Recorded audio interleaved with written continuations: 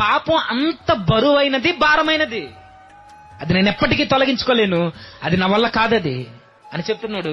కాబట్టి సహోదరులారా, పరిశుద్ధమును దేవునికి అనుకూలమునైన సజీవ యాగముగా మీ శరీరములను ఆయనకి సమర్పించుకొనుడి. సజీవ యాగముగా అంటే జీవమున్నది, ప్రాణమున్నది. కానీ ఈరోజు ఏ యాగాలు చేస్తాం? యాగాల్లో, బలిలో 2 రకాలు ఉంటాయి. సజీవమైనవి ఉంటాయి, మృతమైనవి ఉంటాయి. ఈ రోజు క్రైస్తవుల కోసం నేను మాట్లాడుతున్నా. క్రైస్తవులు కూడా యాగం చేస్తున్నారు, దేవునికి మొక్కుబళ్ళు. ఏంటవి?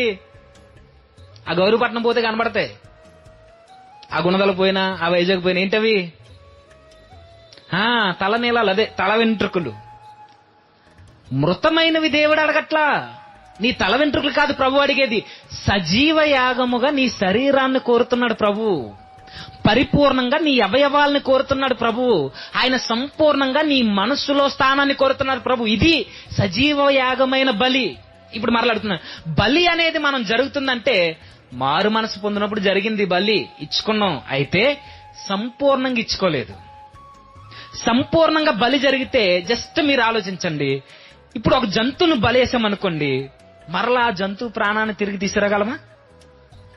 ఇప్పుడు జంతువుని దేవునికి సమర్పించామనుకోండి, ఈ సమర్పించిన వ్యక్తికి దాని మీద అధికారం ఉంటుందా? దాన్ని పొందుకున్న వ్యక్తికి, అనగా దేవునికి అధికారం ఉంటుందా?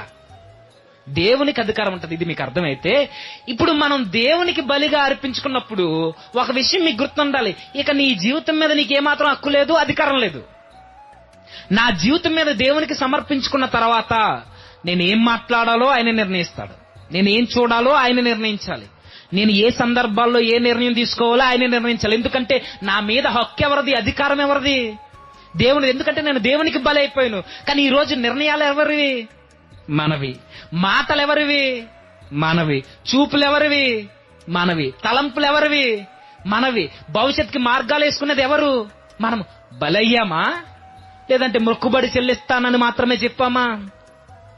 సజీవ యాగమైన బలి అంటే తల వెంట్రుకలు కాదు, మన శరీరాల్ని, మన ఆత్మని ప్రభువుకి ధారాళంగా అప్పగించుకోవడం. ఇప్పుడు బలి ఆయనకి ఇస్తున్నాము అంటే అది ఎలా ఉండాలి అని అంటే, ఇక మన జీవితం మీద మనకి ఏ హక్కు లేదు, సర్వ హక్కులు దేవునివే.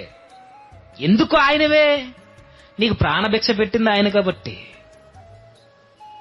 నీకు ప్రాణభిక్ష పెట్టింది నీ దేవుడు కాబట్టి, నీ ప్రభు క్రీస్తు కాబట్టి ఆయనకే నీ మీద హక్కు ఉంది. ఈ మధ్య